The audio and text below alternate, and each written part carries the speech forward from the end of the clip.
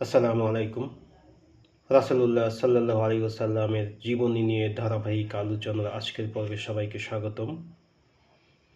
আজকের আলোচ্য বিষয় রাসূলুল্লাহ সাল্লাল্লাহু আলাইহি ওয়াসাল্লামের উপর ওহী নাজিল হওয়ার পরবর্তী ঘটনাসমূহ। হেরা গুহায় মহানবী সাল্লাল্লাহু আলাইহি ওয়াসাল্লাম যে অভিজ্ঞতা অর্জন করেন তা ছিল ওনার জন্য খুবই ভীতিকর। তিনি আর স্থির থাকতে পারলেন না। হেরা গুহা থেকে তিনি দ্রুত বাড়িতে ফিরে এলেন। তখনও তার কাঁপুনি থামেনি। ঘরে ঢুকেই নবীজি স্ত্রী খাদিজাকে বললেন, আমাকে ঢেকে দাও, আমার বড় ভয় হচ্ছে। স্বামীর অবস্থা দেখে স্ত্রী খাদিজা ঘাবড়ে গেলেন। তিনি নবীজিকে কম্বল দিয়ে ঢেকে দিলেন।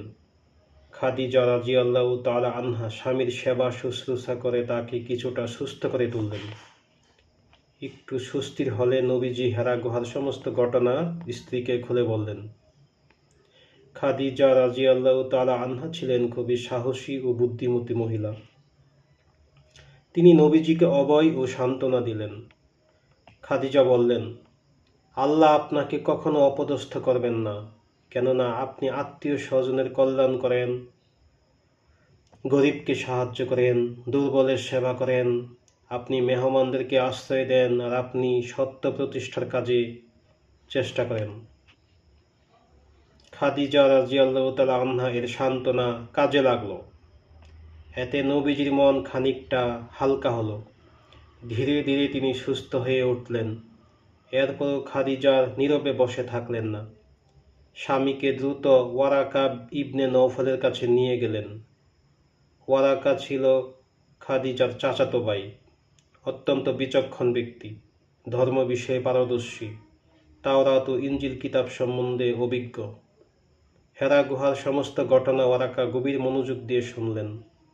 বর্ণনা শুনে ওয়ারাকা বুঝলেন এটি ঐশ্বরিক ঘটনা। তিনি খাদিজাকে বললেন, হেরা গুহায় এসেছিলেন স্বর্গীয় দূত। আল্লাহ তাকে মুসা আলাইহি ওয়াসাল্লামের নিকট প্রেরণ করেছিলেন। মুহাম্মদ সাল্লাল্লাহু আলাইহি সাল্লামকে লক্ষ্য করে তিনি বললেন, আপনার জন্য সুসংবাদ, আপনি নবী হিসাবে মনোনীত হয়েছেন। ওয়ারাকা আরও বললেন, সাবধান, আপনাকে যথেষ্ট সতর্ক হতে হবে। অচিরেই আপনার জন্য কঠিন সময় আসবে। আপনার স্বগোত্রীয় লোকেরা আপনাকে বিশ্বাস করবে না। এরপর ওয়ারাকা একটা দীর্ঘশ্বাস ফেলে আবারও বললেন, আমার ভয় আপনার আত্মীয়রা আপনার উপর আস্থা হারাবে, তারা আপনাকে দেশ থেকে বিতাড়িত করতে চাইবে। ওয়ারাকার কথা শুনে নবী করিম সাল্লাল্লাহু আলাইহি ওয়াসাল্লাম বিস্মিত হলেন।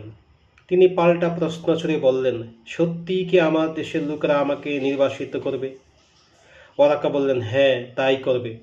দেখুন, এর আগেও দুনিয়ায় অনেক নবী আগমন করেছেন, তাদের সবাইকে কষ্ট দেওয়া হয়েছে, দেশবাসী তাদের লাঞ্ছিত করেছে।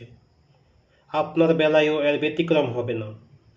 আমি কথা দিচ্ছি, আমি বেঁচে থাকলে আপনাকে যথাসাধ্য সাহায্য করব। আল্লাহর কি শান! এই ঘটনার কয়েকদিন পর ওয়ারাকা ইহলোক ত্যাগ করে চলে গেলেন। এরপর বেশ কিছুদিন নবীজির কাছে ওহী আসা বন্ধ ছিল। তখন নবীজি নতুন ওহীর জন্য ব্যাকুল হয়ে পড়লেন। দিন যায়, মাস যায়, নবীজি মহান প্রভুর চিন্তায় মগ্ন থাকেন সারাক্ষণ। প্রতিদিন যান হেরা গুহায়। একদিনের ঘটনা, হেরা গুহা থেকে তিনি নিচে নামছেন। হঠাৎ আকাশ থেকে এক আওয়াজ এলো। নবীজি উপরের দিকে তাকিয়ে স্তম্ভিত হলেন। আকাশ ও পৃথিবী জুড়ে দাঁড়িয়ে আছেন জিবরাইল আলাইহিস ওয়াসাল্লাম। এতে মহানবী সাল্লাল্লাহু আলাইহি সাল্লাম ভয়ে মূর্ছা গেলেন। চেতনা ফিরতেই তিনি কাঁপতে লাগলেন। দ্রুত বাড়িতে ফিরে স্ত্রী খাদিজাকে বললেন, আমার ভয় হচ্ছে, আমাকে কম্বল দিয়ে ঢেকে দাও। খাদিজা রাদিয়াল্লাহু তাআলা আনহা স্বামীকে কম্বল দিয়ে ঢেকে দিলেন। এই সময় আল্লাহ তাআলা ওহী নাজিল করলেন। ওহীর এই বাণী সূরা আল মুদাসসিরের 1 থেকে 5 নম্বর আয়াতে বর্ণিত হয়েছে। আল্লাহ বলেন, হে বস্ত্রাবৃত, উঠো, অতঃপর সতর্ক করো, আর তোমার রবের শ্রেষ্ঠত্ব ঘোষণা করো, আর তোমার পোশাক পরিচ্ছদ পবিত্র করো, আর অপবিত্রতা বর্জন করো। ওহীর মাধ্যমে মহানবী সাল্লাল্লাহু আলাইহি সাল্লাম তার দায়িত্ব বুঝে পেলেন। এরপর নবীজি খাদিজাকে নিয়ে ও তাকে সামনে নিয়ে বললেন, ও খাদিজা, আমার বিশ্রাম নেওয়ার সময় শেষ। জনগণকে সতর্ক করার জন্য আল্লাহর আদেশ এসে গেছে। তাই আল্লাহর ইবাদতের জন্য মানুষকে আহ্বান করতে হবে। এইভাবে নবীজির জীবনের মূল ঘুরে গেল। তার কাজকর্মে পরিবর্তন দেখা গেল। আল্লাহর বাণী মানুষের কাছে পৌঁছে দিতেই হবে। পথ হারা মানুষকে বাঁচাতে হবে। এরপর নবীজির কাছে নিয়মিত ওহী আসতে থাকে। এরই মধ্যে জিবরাইল আলাইহিস সালাম নবীজিকে ওযুর নিয়ম ও নামাজের বিধিবিধান শিক্ষা দিলেন। সবাইকে ধন্যবাদ আজকের এই আলোচনাটুকু শোনার জন্য। আসসালামু আলাইকুম।